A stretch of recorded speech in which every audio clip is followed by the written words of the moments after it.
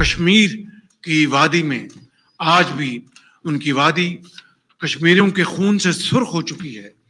मैं आपका और ईरान के अवाम का शुक्रिया अदा करता हूं कि आपने हमेशा कश्मीरियों के लिए आवाज़ उठाई और इंशाअल्लाह मैं समझता हूं कि वो दिन आएगा जब कश्मीरियों को भी उनके हकूक मिलेंगे। Time we respect the Pakistani people and Pakistani government who cannot tolerate anymore the oppression and injustice which is done against the people of Palestine and people of Gaza, and the genocide and the child killing which is committed by the Israeli Zionist regime by the support of the United States and other Western countries. And to the same people and government who cannot tolerate the oppression which is dominant today in the world, and who are against the injustice system in the world, and who are calling all the times for justice. We always advise everyone that doing business with Iran runs the risk of touching upon and coming in contact with our sanctions, and would advise everyone to consider that very carefully. And as the Assistant Secretary made clear last week, we do not support this pipeline going forward. Captain UK Devnath sir, Jai Hind, बहुत बहुत शुक्रिया समय देने के लिए. Thank you sir. जय Hind Rajesh. Thank you sir. बड़ा अहम मुद्दा है जिस पे बात करनी थी. दरअसल ईरान के राष्ट्रपति रईसी कल पाकिस्तान पहुंचे हैं. 3 दिवसीय उनकी ये यात्रा है. समझ नहीं आ रहा कि आखिरकार जो देश एक दूसरे पर एयर स्ट्राइक कर रहे थे, सर्जिकल स्ट्राइक कर रहे थे, वो एक दूसरे की यात्रा क्यों कर रहे हैं? इसके पीछे का लॉजिक क्या है? और क्या वाकई में ईरान के खिलाफ एक नया मोर्चा तैयार किया जा सकता है? कैसे आप इस यात्रा को देखेंगे? क्या मकसद है इसके पीछे से? हाँ राजेश, ये बहुत ही इंटरेस्टिंग एंगल है. अगर आप सदियों से देखें तो ईरान तो शिया मुल्क रहा है, पाकिस्तान सुन्नी मुल्क रहा है, तो दोनों के बीच में जो है कभी गर्मी कभी ठंडी, ऐसा ताल्लुकात रहे हैं सदियों से. लेकिन ये समझना पड़ेगा, दुश्मनी यानी दोनों ने युद्ध किया हो खुलकर, ऐसी दुश्मनी कभी भी नहीं थी. हाँ, आप एयर स्ट्राइक का जिक्र कर रहे हैं, जनवरी के महीने में हुआ था. देखिए, ईरान बोलता है कि पाकिस्तान बेस्ड टेररिस्ट ईरान में घुस के उनके सिस्तान में गड़बड़ कर रहे हैं, तो वो आके थोड़ा हमला कर देते हैं. कभी पाकिस्तान बोलता है कि ईरान बेस्ड टेररिस्ट पाकिस्तान में आके बलूचिस्तान में गड़बड़ कर रहे हैं, तो थोड़ा सा हमला कर देते हैं. ऐसा इंटरनेशनल रिलेशंस में होता रहता है. मैं मामले को करेक्ट पर्सपेक्टिव में रखने के लिए बता दूं, हमने जैसे बर्मा में कुछ टेररिस्ट ग्रुप्स थे, वो आके हिंदुस्तान में मणिपुर नागालैंड में गड़बड़ करते थे, तो हमारी फौज ने भी बर्मा में घुस के छोटी मोटी स्ट्राइक की थी. ऐसा देशों के बीच में चलता रहता है, और उसके तुरंत बाद एक दूसरे के एम्बेसडर को बुला के बता दिया जाता है कि ये आपके मुल्क पर हमला नहीं हुआ, आपके मुल्क में जो ये टेररिस्ट है उस पर हमला है. तो ऐसा चलता रहता है. तो क्या ये क्योंकि ईरान का इजराइल के साथ तनाव चल रहा है, उस बीच यात्रा क्या मायने रखती है? क्योंकि पाकिस्तान इकलौता ऐसा देश है जिसके पास न्यूक्लियर हथियार है, और पाकिस्तान ने पिछले 7 अक्टूबर के बाद से ही इजराइल के ऊपर चुप्पी साध के रखी है, कोई बड़ी बयानबाजी नहीं की है. हाँ, पाकिस्तान बहुत पशुपेश में है. जहां तक इजराइल की बात है, इजराइल चाहता है कि दुनिया के जितने मुस्लिम देश हैं वो इस युद्ध में तटस्थ रहें, न्यूट्रल रहें, कोई बयानबाजी ना करें. और पाकिस्तान को अमेरिका ने भी थोड़ा सा हिंट दे दिया कि भाई तुम इस पचड़े में मत पड़ो, न्यूट्रल रहो, और कोई भी ऐसी बयानबाजी मत करो जिससे कि अमेरिकन या इजरायली इंटरेस्ट को हानि पहुंचे.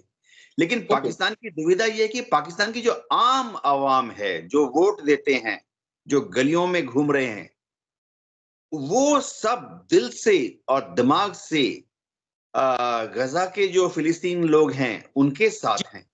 तो पाकिस्तान की एक डायलेमा हमेशा रहती है.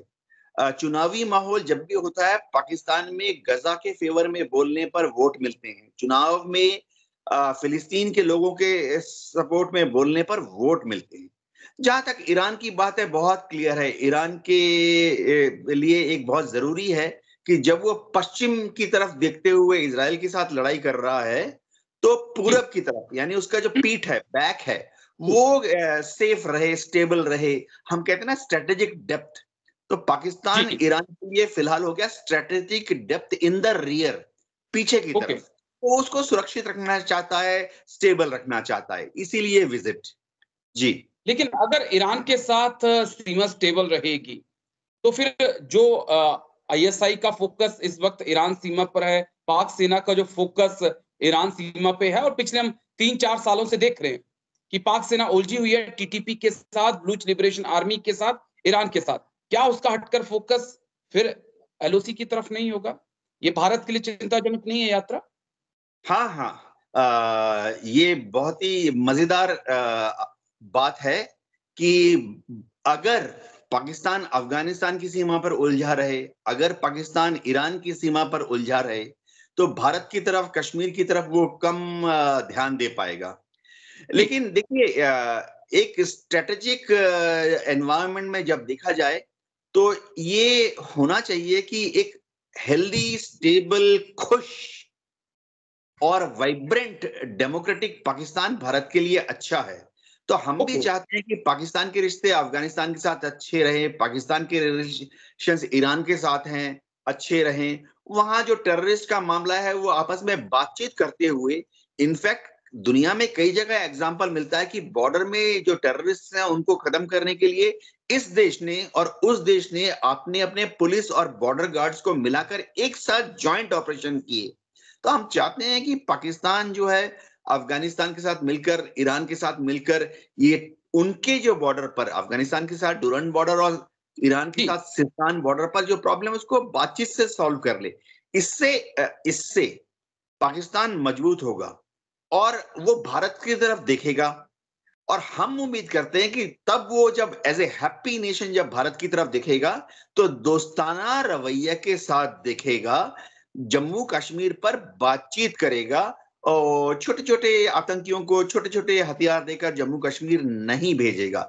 ऐसा हो सकता है, होगा। कैसे पॉसिबल है सर कि जिसकी रगों में ही दुश्मनी है, जिसके खून में ही दुश्मनी है, जो पैदा होते ही जिसको ये सिखाया जाता है कि जो सरहद के पार है, जो हिंदुस्तान में बैठा है, वो आपका दुश्मन है।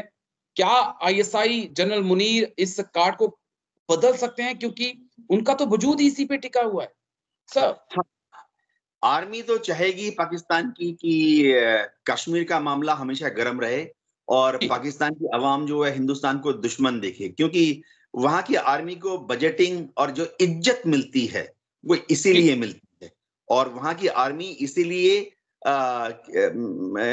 जरूरत से ज्यादा पावरफुल है और पॉलिटिक्स में, इकोनॉमिक्स में, फॉरेन अफेयर्स में, सब चीज में अपनी उंगली, हाथ घुसाती रहती है।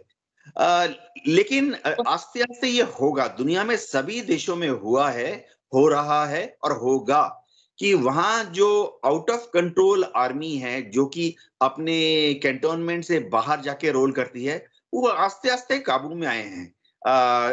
दुनिया में 200 देश हैं, इन 200 देशों में से काफी देशों में पिछले 50 साल में, 20 साल में, 10 साल में जो आर्मी के एलिमेंट गड़बड़ा गए थे वो आस्ते आस्ते कंट्रोल में आए हैं।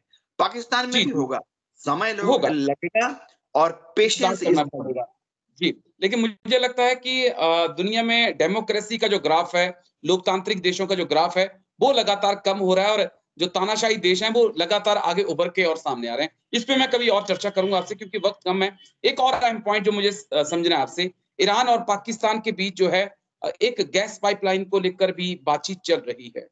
अमेरिका पहले कह चुका है कि हम प्रतिबंध लगाएंगे अगर आपने ईरान से गैस खरीदी। ईरान का इजराइल के साथ टकराव, अमेरिका को चेतावनी, पाकिस्तान का ईरान से गैस खरीदने की तरफ जाना, क्या अमेरिका एक्शन पाकिस्तान पे लेगा सर? ये गैस पाइपलाइन ईरान से जो पाकिस्तान आनी है, ग्वादर पोर्ट तक आएगी शुरुआती दिनों में, तो ईरान वाला हिस्सा तो पूरा तैयार हो गया है। पाकिस्तान वाला जो हिस्सा है, थोड़ा सा छोटा सा हिस्सा है, वो उसमें काम शुरू हुआ था, अमेरिका ने ब्रेक लगा दिया। अब पाकिस्तान, जैसे भारत ने, हमारी विदेश नीति बहुत क्लियर है कि भारत वही करता है, इसीलिए हमने कई बार अमेरिका से भी ठान ली है, जो कि भारत के लिए लॉन्ग रन में सही है। तो अब पाकिस्तान की सरकार और पाकिस्तान की आर्मी को देखना पड़ेगा। जी चलिए, शुक्रिया आपका group captain UK Devnath sir, बहुत बहुत शुक्रिया जुड़ने के लिए, तमाम पहलुओं को इतनी बारीकी से समझाने के लिए।